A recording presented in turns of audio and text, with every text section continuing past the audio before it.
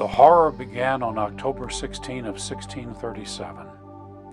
On that day, a woman named Mary Barrett Dyer had a baby girl who was born dead 2 months premature. The child was badly deformed, and that was extremely dangerous for a mother in Puritan New England. Mary's 2 midwives understood the danger. Such a child was considered a monster, and rumor had it that monsters were born to women preachers or to women who would listen to women preachers. The midwives secretly buried the little one in an unmarked grave. A few months later, one of the midwives was tried for heresy because she had preached her Quaker faith to Puritans. Of course, the Puritans excommunicated her in a formal ceremony. When she walked out of the meeting house where her sentence had been read, Mary Dyer walked with her, holding her hand in support. While all of this was going on, word got out that Mary had birthed a monster. In his zeal to further prosecute the midwife, Puritan Governor John Winthrop had that poor tiny body exhumed. Then he wrote a vile, detailed description of the deformity and published it in a book. It is so evil that I refuse to read it to you. His purpose was to inform the world about all the heretics who had infected the holy Puritan community. In his despicable description, the man strongly implied that witchcraft had been involved in the tragic birth of this child. Welcome to Patterns of Supernatural Phenomena.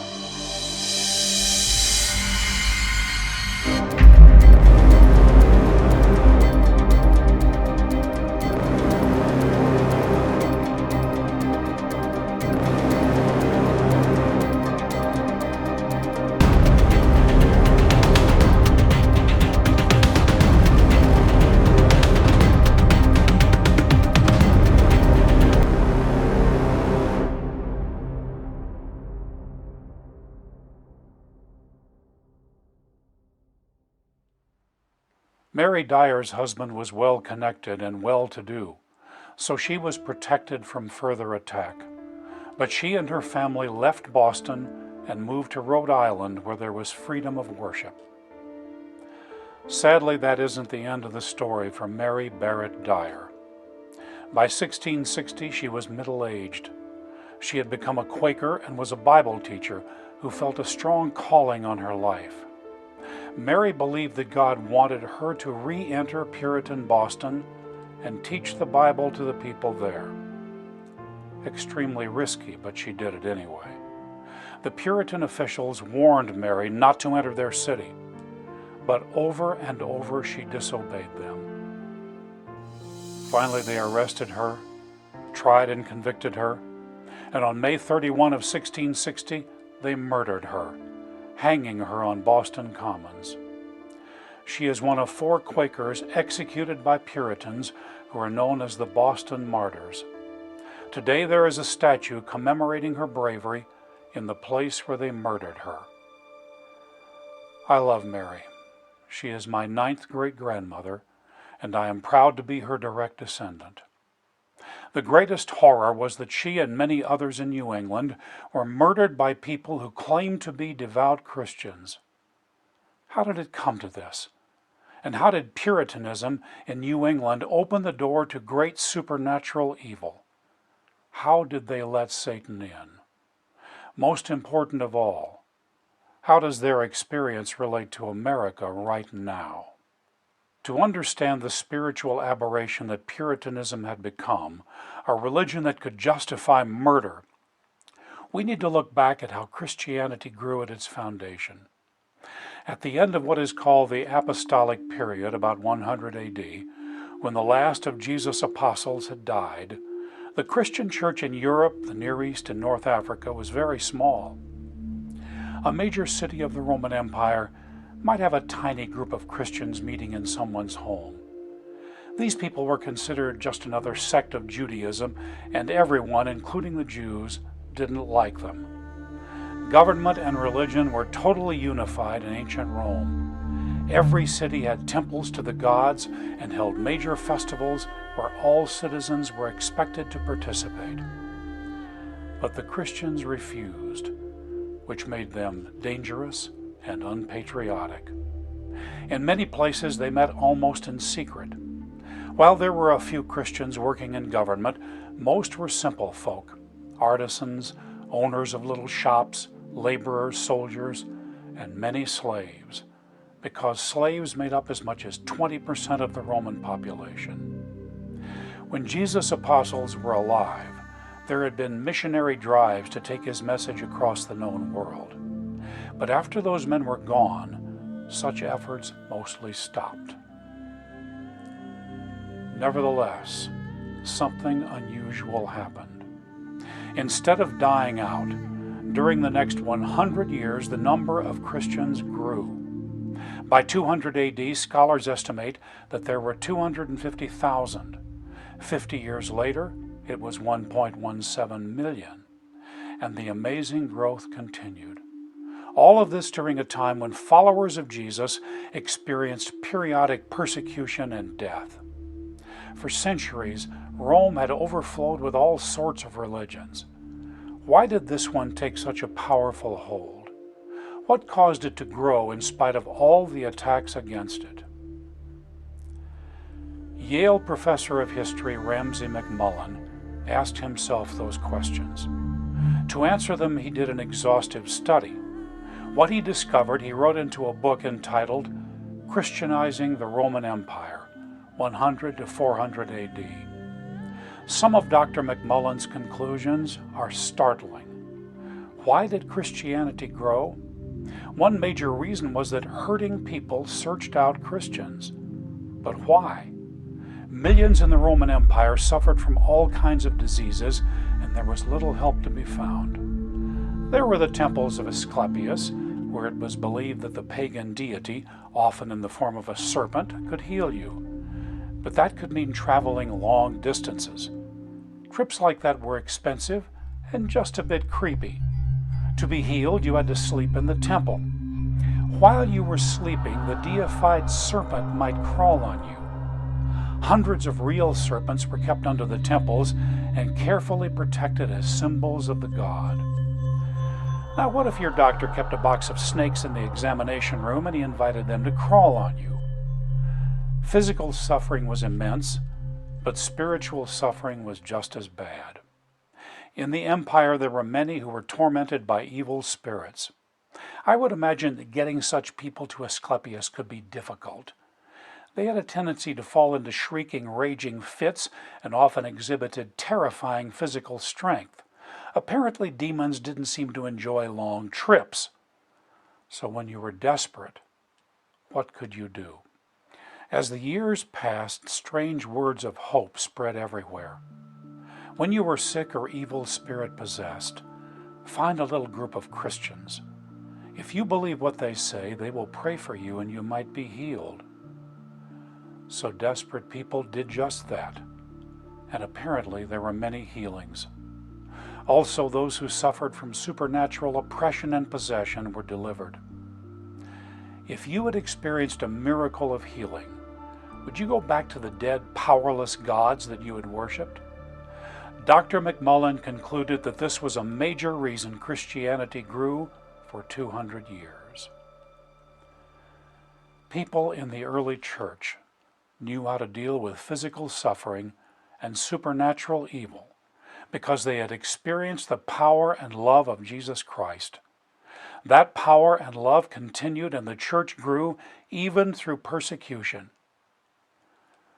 Then the Emperor Constantine issued his Edict of Toleration in 313 AD. What a relief that must have been from persecution. But then Christianity became the official religion of the Roman Empire. The heart of the Christian faith, a heart for poor and suffering people, a heart that even persecution could not destroy. Wealth and political power twisted until it was almost unrecognizable. Christianity was syncretized with pagan religion and government. Pagan rituals were adopted and renamed and turned into a pseudo-Christian pastiche to make them acceptable to everyone. Pagan gods were replaced by an endless supply of dead saints. Churches reeking with wealth from the emperor took over pagan temples, and in the exact opposite of Jesus' teaching, began persecuting those who had persecuted them. The evil of wealth and political power did so much to corrupt the true message of Jesus.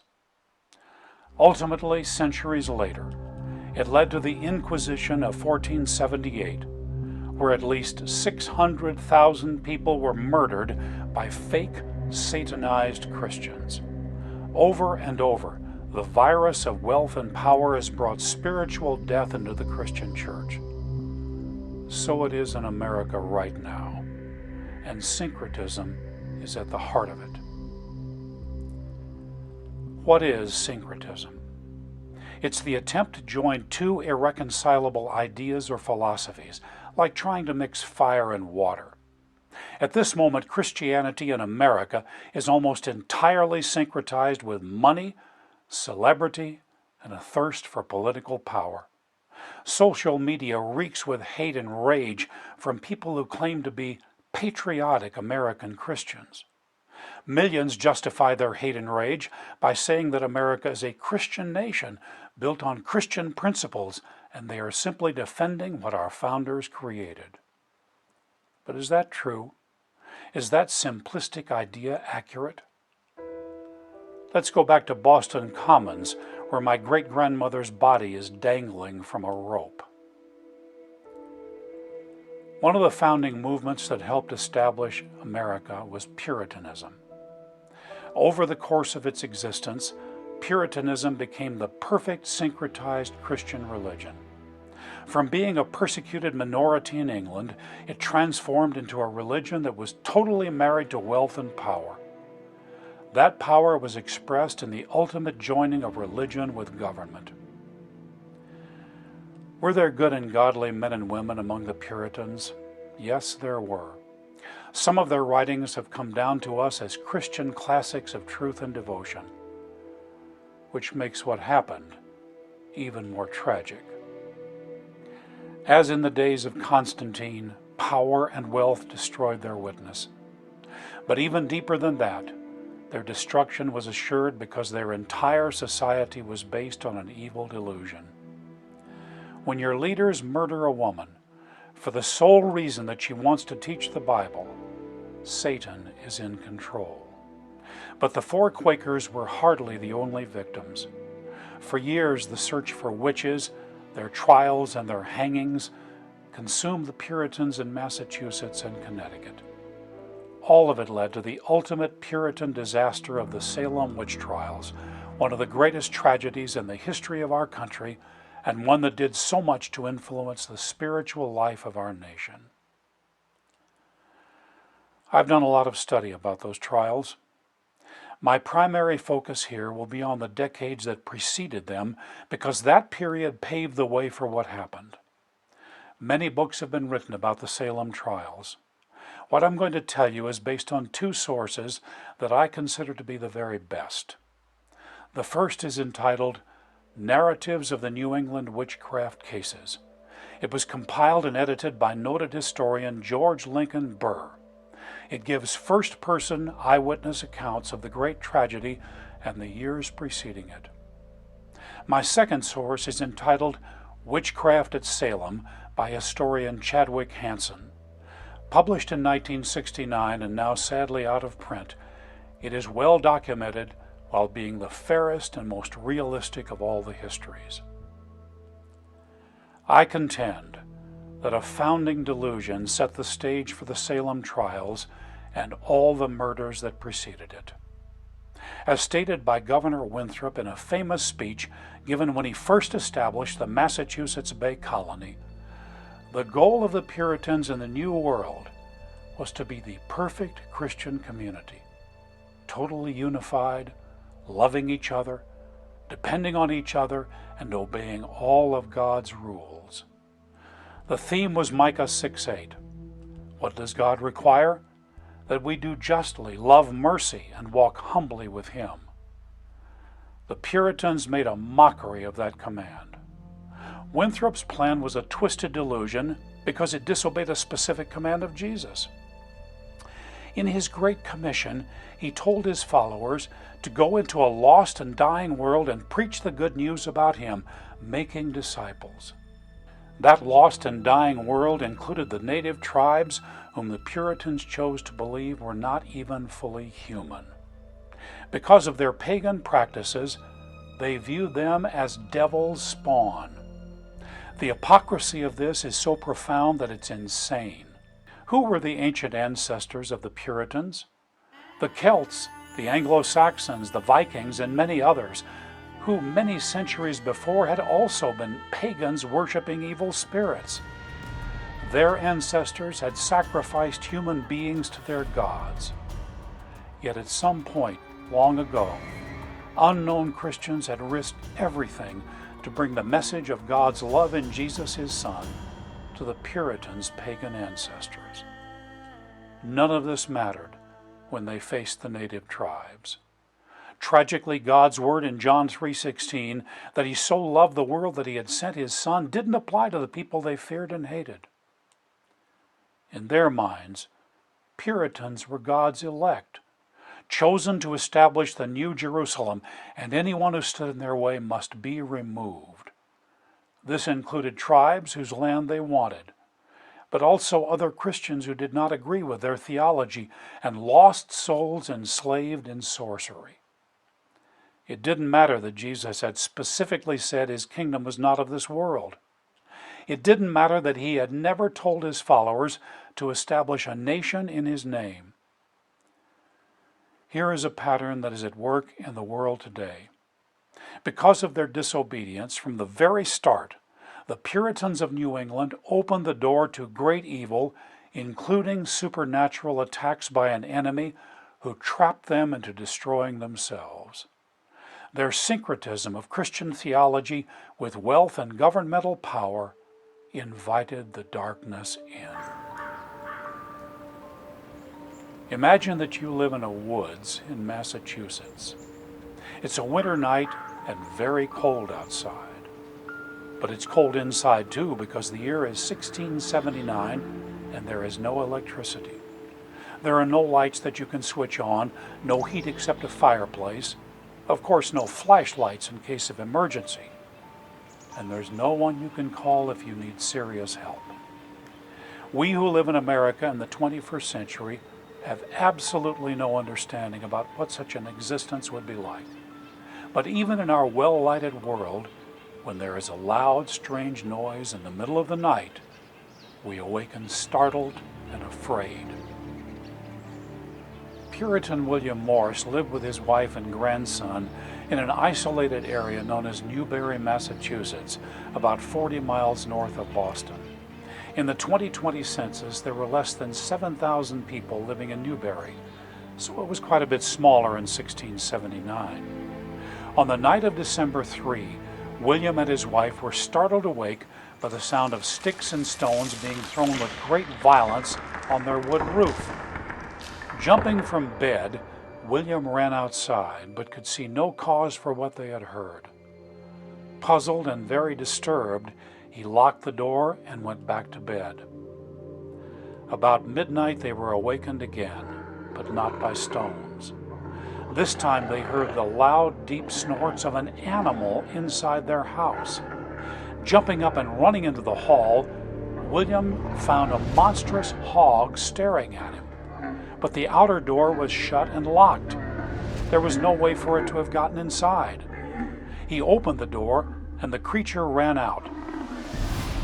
I would imagine that William and his wife didn't get a lot of sleep after that. This began weeks of terrifying manifestations, and the family came under physical attack. You'll hear more about all of that in the next episode. Please do leave your comments and suggestions for us, and also we would appreciate it so much if you would like and subscribe.